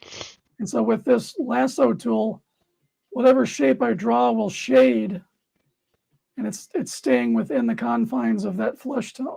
Oh my God. Yeah, it's beautiful. And then I can just click my button on my pen and go to negative. So I can really just carve out the shadows. Yeah. Dang. That's great.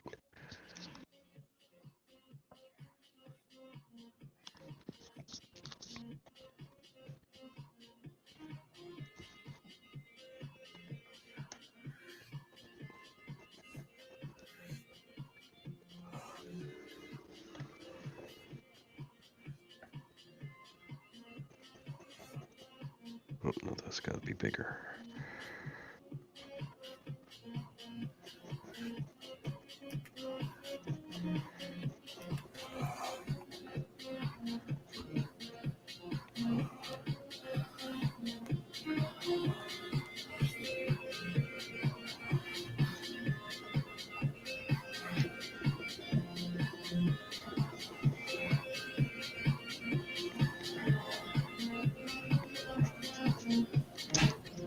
So are you going to end up doing like a stream schedule, or are you just going to kind of just do it whenever? Right now, I'll probably just do it whenever until I actually am happy and can do it consistently, and then figure out some sort of schedule.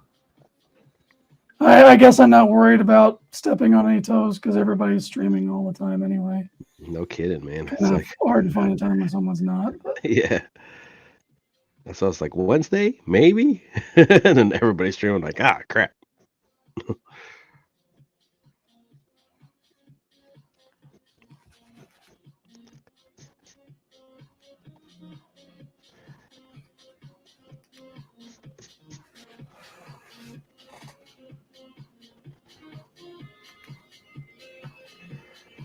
Yeah, I think I'm gonna have to rework her armor. You know, certain drawing it and certain things. It's like, oh, cool, it came out all right, and then now I'm trying to draw it like more often. And I'm like, I just don't like how some of this is turning out. right. Why?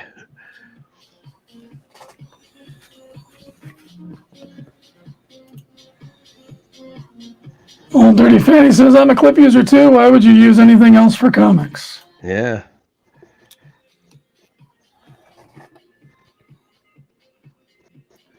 Honestly, though, between Clip Studio and Procreate, there's almost no reason to go into Photoshop ever again. Yeah. It's like, I know I've been trying to remove Photoshop as much as possible. I think the only thing I use it for now primarily is just color correction before going to print. And then there's also, I'll do some text in Illustrator, but I'll do some of it in Photoshop too if I have to, because I can't stand the text tool in Clip Studio. I think that's its weakest link. Not that bad, huh? And maybe I'm just using it wrong, but it just seems like it's like you can't space out the lines of text. Like the normal hotkeys that you would use in Illustrator or Photoshop, they don't do kerning or leading. Yeah, Procreate's text is just it's horrible. Like I'm like, I was trying to do what the hell was I was trying to do a flyer for a high score tournament for Miss Pac-Man. I'm like trying to, and it looked like I did it in like Paint, like MS Paint. My wife's like, no, sweetie, like you just can't. It's like, well, I don't want to bother you because she's a graphic designer, So I'm like, oh, I didn't want to bother you. You're busy. She's, sweetie, I got to do this for you. This is horrible. So this is the best I can do in this, in this program. Trust me. She was like, oh, honey, no. I think she was embarrassed. She's like, just don't show anyone and I'll do it for you. So, okay, thanks. Did you use Comic Sans? I was trying to do anything but, I was like, oh, I can't use Comic Sans. I can't use that. Arial Black. Myriad Pro all the way, baby. There we go. Throw some papyrus in there. We're all set. Yeah.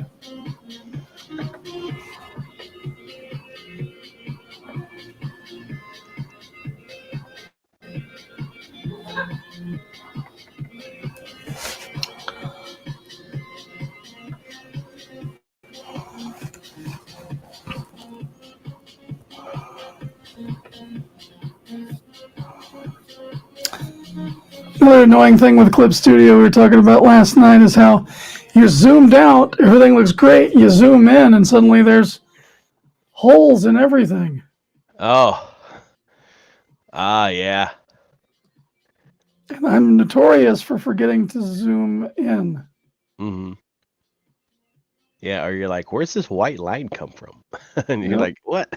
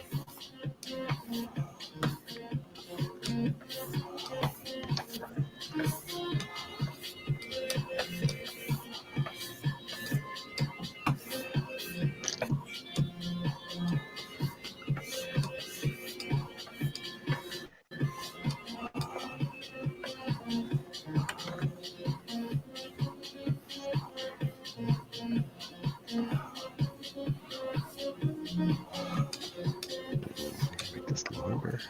I think I do.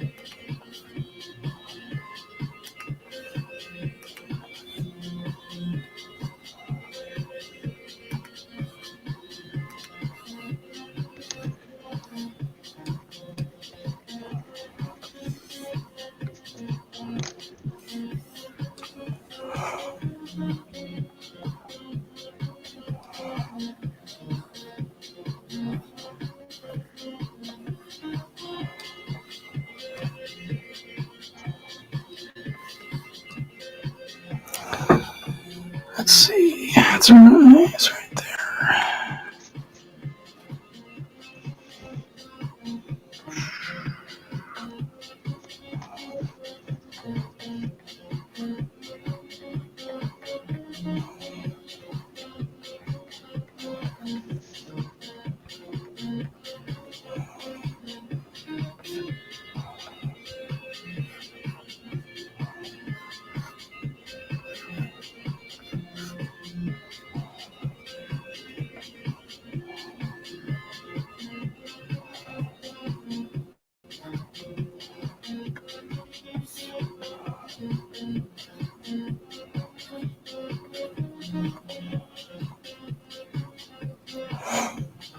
I'm not liking these little lines.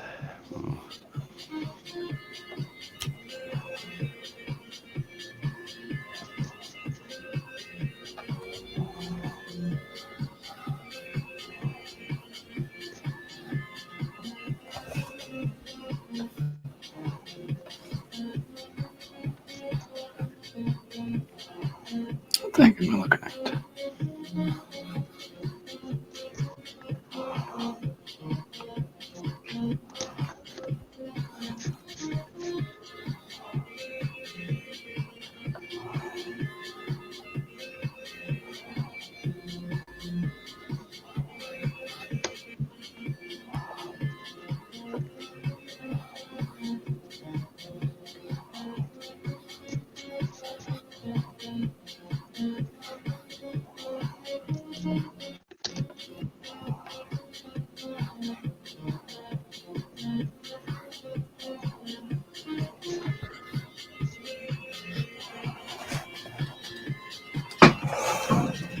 Let's do some highlights.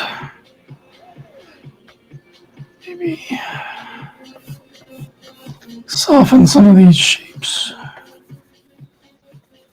Clip's got a really good set of blend tools as well. Oh, that's good. This one here just kind of blurs the edges of lines. Oh, okay. Smearing. Yeah. So you get a nice little soft transition instead of hard. And then otherwise you can go into an actual blender.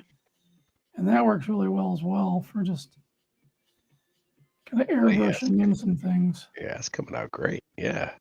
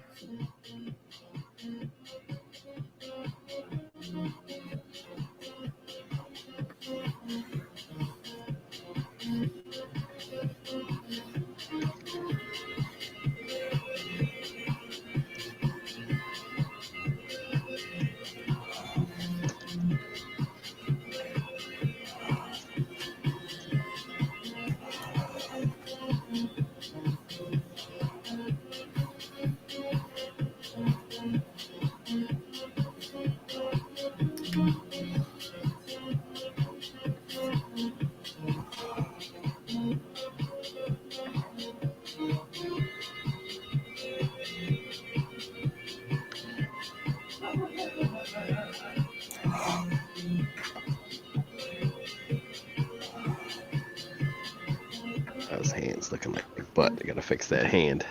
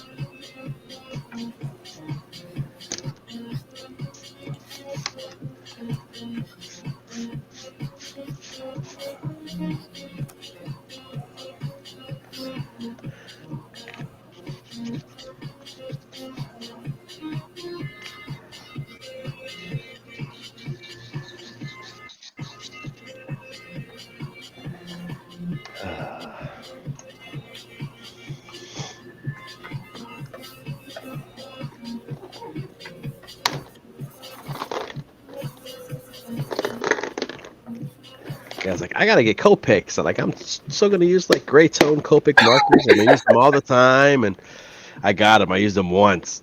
I'm like, okay.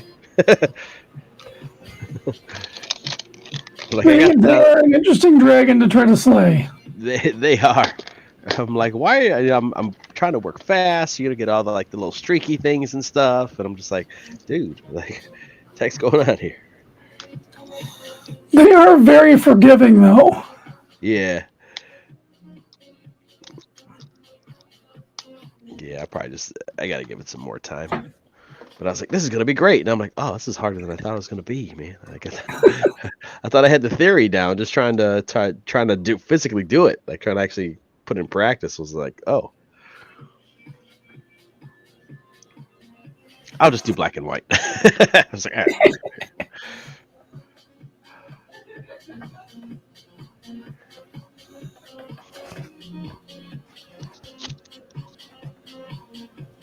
What's wrong here?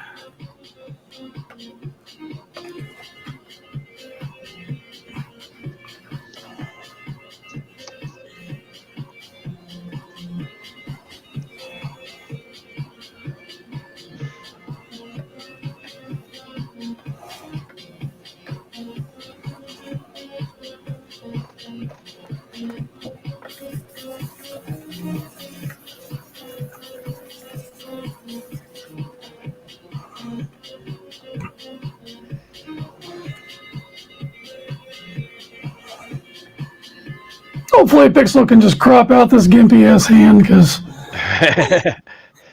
it's definitely the weakest part of the whole drawing.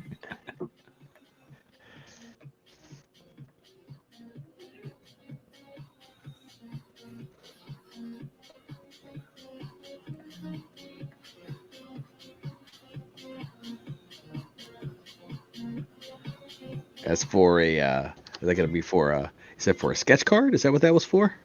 Yeah, it's the thank you on the back of the sketch card. Congratulations, you've got this one of a kind sketch. Oh, cool.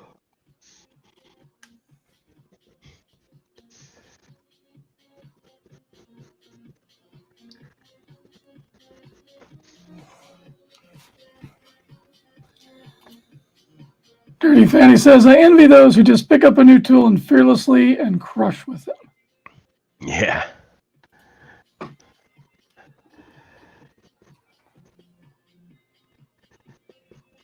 I see Aaron Lepresti do some neat stuff with not that he's like new, you know, I mean, but doing some neat stuff with the Copics. I'm like, oh, I want to get in on some of those gray tones, and then I'm like, oh God, what the hell? What was I thinking? What am I doing wrong? Yeah, there's a lot of those guys. It's like you watch how they work. You're like, man, I should just quit. You still get it. Like you just want to take your ball and go home. I'm going home. Like I have to put up with this. This shit, you guys.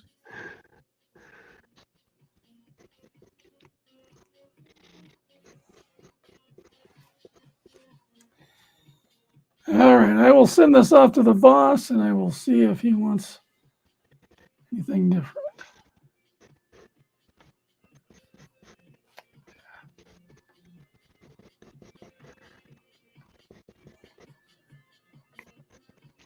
Yeah, like at Eric Conte stuff, and I'm just like, ah.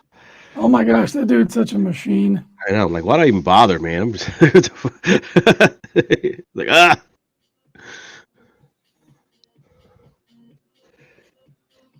Maybe that's why there's so many writers. Right. CG, it's like you see some of the other stuff, like, I'll just be a writer. Yeah, I'll just write. Yeah. Sometimes that's how I feel. Sometimes I got so many like idea, like I get so many neat ideas for stories. It's like there's no way I can like draw all of these. You know, Oh, like, no way. exactly. I'm just like, maybe I should just write it and hire somebody to draw it.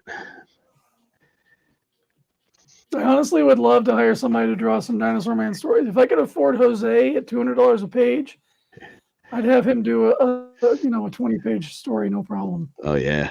I love the way he drew my characters. Yeah, that's such a good one.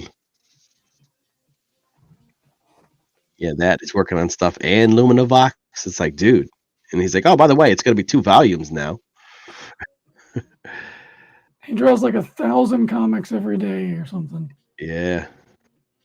I guess I don't know if he still works at Netflix. I know he used to be in the animation department at Netflix.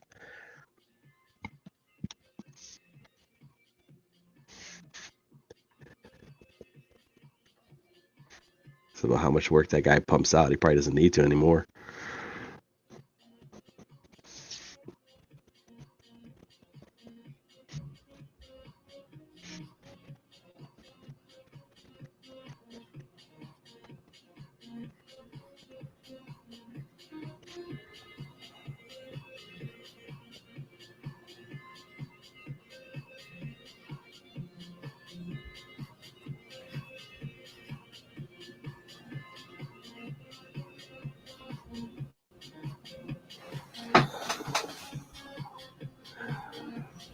I need to hide this hand more. I'm so ashamed of it.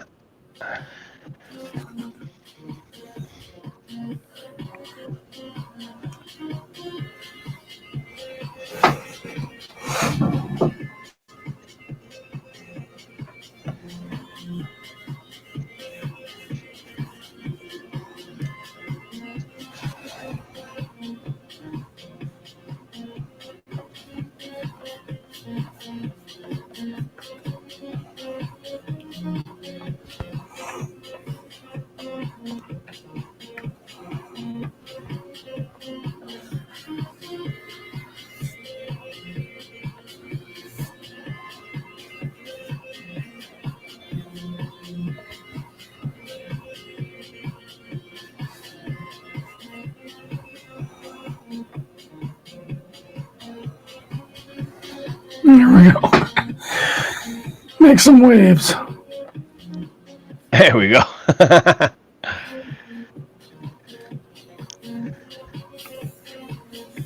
Nobody's going to be looking at that hand anyway.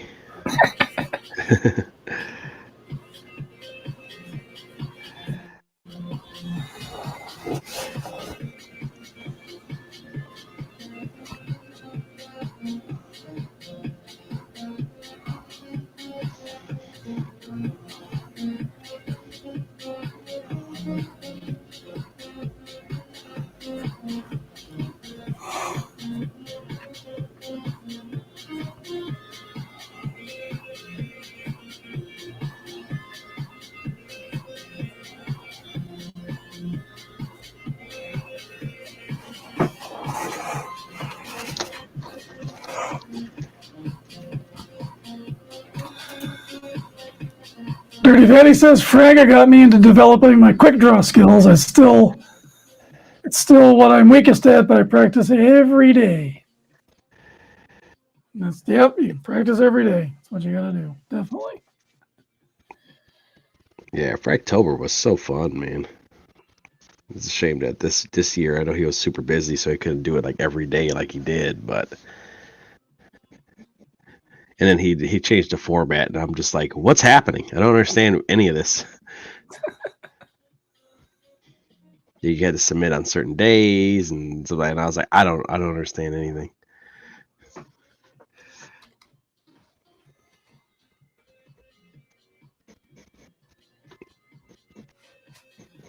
All right. Well, I've officially saved it. I think this is good. 10 o'clock, I think I'm ready to call it an evening for streaming. That sounds good, man. How you doing? You got anything you want to shout out to the... Check out my YouTube at jbot_art, and then also you can go to the link right up there, Mighty Bot Studio. That's my website. It's links to my link tree where you get all the Instagram, the Facebook, not Facebook, Twitter, YouTube, and then also I have a web store where you can get some T-shirts. I'm actually having I should have a new T-shirt coming down the pipeline soon. I don't know if I put it back in here. The Mousy Jones. This is going to be a T-shirt, and I actually have Billy Basco is going to color it for me, and then we're going to put it on a T-shirt. Oh yeah, sweet. So that's going to be a neat one. So look forward to that, and yeah, that's all I got. Beautiful.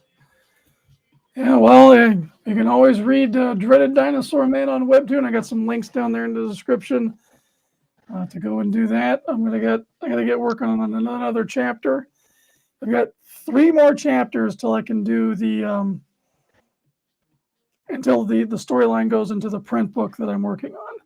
Oh, nice. So I got 2 more solid chapters, and then the third one's going to be an epilogue, which will lead directly into the print book. So I'm close to finally ending the first season after 4 years.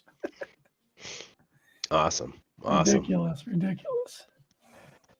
All right. Well, thank you everyone in the chat. Old Dirty Bastard, D-Rec, Fly Fox Pro, Pixel checking in. General Piggy got us off to the start. There we go. Thank you guys so much for noticing that I was streaming and coming on in. And thank you, J-Bot, for coming in and hanging out for a little bit. It's awesome. Oh, anytime. Thanks for having me. Absolutely. And The dreaded Dinosaur Man.